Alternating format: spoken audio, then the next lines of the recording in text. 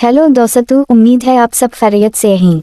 आज हम देखेंगे ऑल थिंग्स फेयर फिल्म की कहानी। उनकी अजीब मोहब्बत को कैसे बरकरार रखा जाएगा, ये फिल्म में दिखाया गया है। इस फिल्म की मरकजी कहानी ये है कि एक 40 साला टीचर 15 साल के लड़के से मोहब्बत कर बैठती है। फिल्म के शुरू में हम जान को देखते हैं। जान की उम्र सिर्फ 15 साल है। जान के पड़ोस में मेरी रहती थी।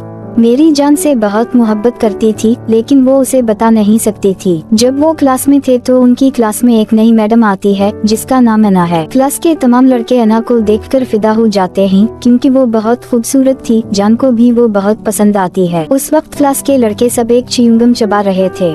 अना ये समझ जाती है, लेकिन वो किसी को कुछ नहीं कहती। जब क्लास खत्म होती है तो अना जान से कहती है, क्या तुम जानते हो कि एक च्युइंगम सब मिलकर चबाने से कितनी बीमारियां हो सकती हैं। यहाँ जान और अना के दरमियान अच्छी तरह से तारुफ हो जाता है। दूसरी तरफ मेरी हमेशा जान पर नजर रखती है। वो क्या करता है, कहाँ जाता है, क्योंकि वो जान से वाकई बहुत मोहब्बत करती थी। स्कूल खत्म होने के बाद जान एक सिनेमा हॉल में जाकर पॉपकॉर्न बेचता था। वहाँ इसका भाई आता है।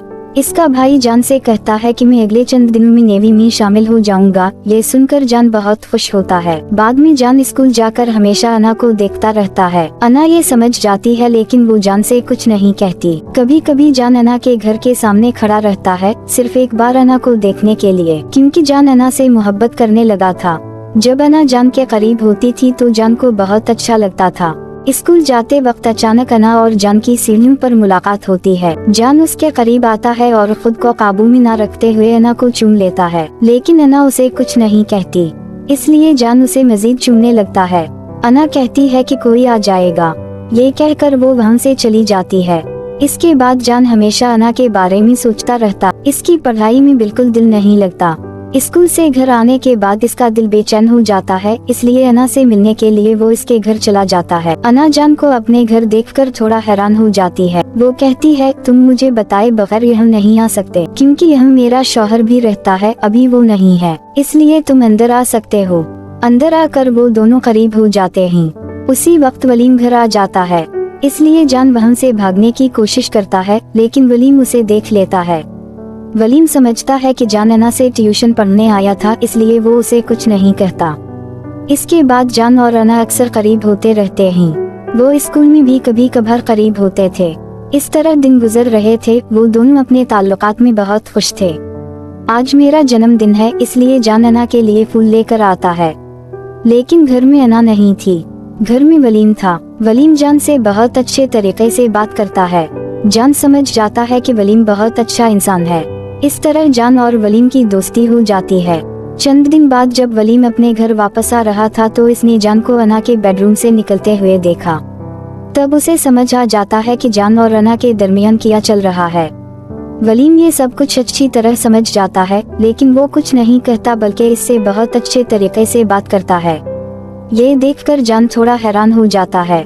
दूसरी तरफ मेरी भी जान से मोहब्बत करती थी, इसलिए एक दिन वो जान को अपने कमरे में ले जाती है। फिर वो अपने तमाम कपड़े उतारकर इसके सामने खड़ी हो जाती है। जान कुछ समझ नहीं पा रहा था। मेरी सोच रही थी कि शायद जान कुछ करेगा, लेकिन जान कुछ नहीं करता, इसलिए मेरी वहाँ से गुस्से में चली जाती है। इधर जान और अना का ताल्लुक चल रहा था, लेकिन अब जान हर चीज में खुश नहीं था। जब वो वलीम से बात करता था तो वो खुद को कसूरवार महसूस करने लगता था, इसलिए उसने फैसला किया कि वो इस ताल्लुक को जारी नहीं रखेगा। स्कूल में क्लास के दौरान अना जान को इशारा करती है, लेकिन जान सब कुछ नजरअंदाज कर देता है। स्कूल खत्म करने के बाद जान मेरी से मिलने जाता है, लेकिन वहाँ सब लड़कियां थीं और कोई उसे ना देख सके, इसलिए वो एक डब्बे में छुप जाता है। जब वहाँ मौजूद तमाम लड़कियां चली जाती हैं तो जान मेरी की तरफ एक कागज का टुकड़ा फेंकता है।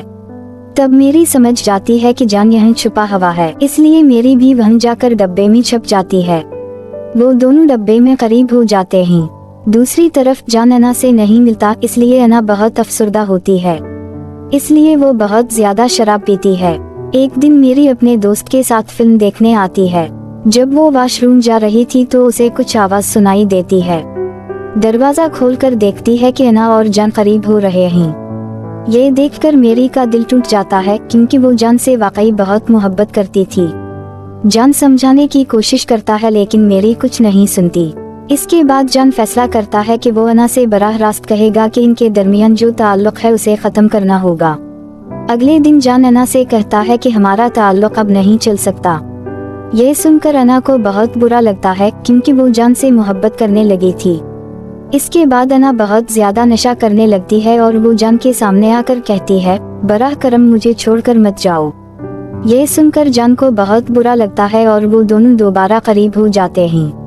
जान बहुत बुरी तरह फंस चुका था, वो किसी भी तरह इस ताल्लुक से बाहर नहीं निकल पा रहा था। इसलिए जान वलीम को सब कुछ बता देता है, लेकिन वलीम सब कुछ सुनने के बाद भी कोई रद्दअमल नहीं देता। अगले दिन अना स्कूल में नताइज दे रही थी, तब वो जान का नाम पुकारती है और जान अना के पास आता है, लेकिन वो नतीजा लिए बगैर वहाँ से चला जाता है। जान सोचता है कि अगर वो इस स्कूल में रहा तो वो कभी भी अना के जाल से बाहर नहीं निकल पाएगा। इसलिए वो स्कूल छोड़ देता है और इसके जाने के साथ ही फिल्म खत्म हो जाती है। उम्मीद है कि आपको फिल्म की कहानी पसंद आई होगी।